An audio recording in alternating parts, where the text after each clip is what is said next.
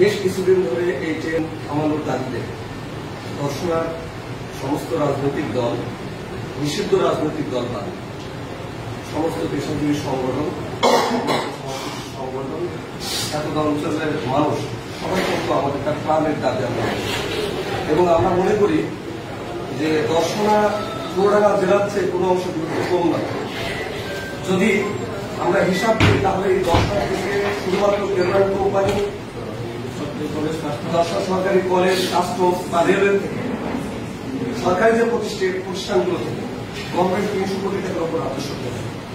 অথচ আমরা বিগত ১৬ বছরে দর্শনা উন্নয়নের সোয়াদ ধারে কাছে আমরা ছিলাম। তা আমরা মনে করেছি যে এখন বর্তমান যে সরকার আছে সেই সরকার জনগণের উদ্দেশ্যে কাজ করতে চাচ্ছে এবং করে যাওয়ার চেষ্টা করছে। সেই কারণে আমরা আমাদের একটা প্রাণের দাবি, আপনি একটি কথা বলেছেন যে ট্রেন নির্দিষ্ট সময়ে যদি ছোট ছোট স্টেশনে স্টপেজ হয় সেক্ষেত্রে অনেক সমস্যার সম্মুখীন হচ্ছে। আমরা জানি যে দুইটা অ্যাপ্লিকেশন ইতিমধ্যে জমা করেছিল, একটা আলমডাঙ্গা এবং দর্শন। আলমডাঙ্গার গুরুত্ব কতটুকু বহন করে ইতিমধ্যে আলমডাঙ্গা স্টপেজ দেওয়া হয়েছে, অথচ দর্শনায় দেওয়া হয়। দর্শন থেকে চুয়াডাঙ্গার দূরত্ব যদি ১৬ থেকে ১৮ কিলোমিটার হয়, আলমডাঙ্গা থেকে চুয়াডাঙ্গার দূরত্ব ১৬ থেকে ১৮ কিলোমিটার। বাট ট্রেনটা তো আসছে খুলনার থেকে, তাহলে খুলনার থেকে প্রথম স্টপেজ আমাদের দর্শনা, সামনে যে স্টপেজ দেওয়া সেটা কোটচাঁদপুর সম্ভব। কোটচাঁদপুর থেকে দর্শনার গুরুত্ব কিন্তু প্রায় ৩০ কিলোমিটার। তাহলে আপনারা আমাকে ১৪ কিলোমিটার বুঝ দিয়ে আপনি আলমডাঙ্গায় স্টপেজ করে দেবেন, আর আমরা ৩০ কিলোমিটার দূরে থেকে আমরা স্টপেজ পাবো এটা হতে পারি। আর যথার্থই বলেছেন যে দর্শনা স্টেশন কেন্দ্রিক সারাউন্ডিং এলাকার ভিতরে ২০ মাইল এরিয়ার ভিতরে তারা এখানে যাতায়াত করে।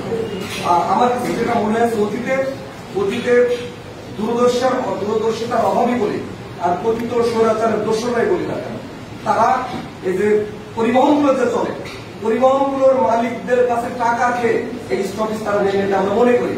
কারণ পরিবহন মালিকগুলো চায় না যে এখানে স্টপেজ হোক। কারণ একদম দরিদ্র মানুষ, আমার সন্তানকে আমি ঢাকায় লেখাপড়া করাবো, সে লেখাপড়া করতে গেলে সে 450 বা 500 টাকায় যখন আপনার ঢাকাতে পৌঁছে যাবে তার সুনির্দিষ্ট গন্তব্যে, অথচ আমার সন্তানকে যদি আমি বাসে পাঠাই নিরাপত্তাহীনতায় ভোগবে তো বটেই, প্রতিনিয়ত অ্যাক্সিডেন্ট, তারপরে হচ্ছে খরচের পরিমাণ কিন্তু বেড়ে যায়। আমরা এলাকার মানুষ মানে একেবারে উচ্চবিত্ত হবো, একমাত্র ভারী শিল্প প্রতিষ্ঠান তেল কোম্পানি কেন্দ্রিক আমরা নির্ভর। সেই কারণে আমরা মনে করি যে আমাদের যৌক্তিক দাবি, প্রাণের দাবি।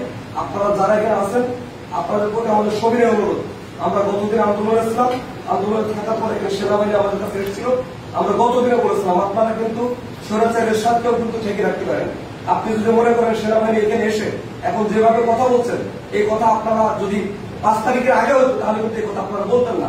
সেই কারণে আপনারা মনে করি আপনি যত ভূমিকায় রাখেন না কেন আমরা ট্রেন লাইনে পৌঁছাবো না, ট্রেন না থামা বলতে এখানে সত্য না। ওনারা আমাদেরকে আশ্বস্ত করেছিলেন যে আমরা ডিসি মহোদয়ের সঙ্গে আপনাদেরকে নিয়ে যেয়ে কথা বলবো, এবং ইতিমধ্যে আমরা ধন্যবাদ জানাই সেনাবাহিনীকে, তারা আমাদেরকে নিয়ে গেছিল, ডিসি সাহেবের সাথে কথা বলেছে। ডিসি সাহেব তাৎক্ষণিকভাবে সম্ভবত আপনাদের সাথে কথা বলেছেন, রেলওয়ে উত্তর কর্মকর্তাদের সাথে কথা বলেছেন। ডিসি সাহেব আমাদেরকে আশ্বস্ত করেছেন যে আগে আপনাদের যাওয়ার ভঙ্গি বা আগে আপনাদেরকে যেভাবে রিসিভ করেছিলেন আমার বিশ্বাস এবার আপনারা গেলে দেখবেন মানুষের অবস্থা পরিবর্তন আসবে। আপনাদের প্রতি আমাদের সবিনয় অনুরোধ, সেই জায়গা থেকে আমি দর্শনার মানুষ, আপনি মনে করেন যে আপনার এই দর্শনাই বাড়ি ছিল বা আপনারা সকলে যারা আছেন দর্শনার মানুষ মনে করে আপনারা সারাউন্ডিং ২০ মাইল এলাকার ভিতরে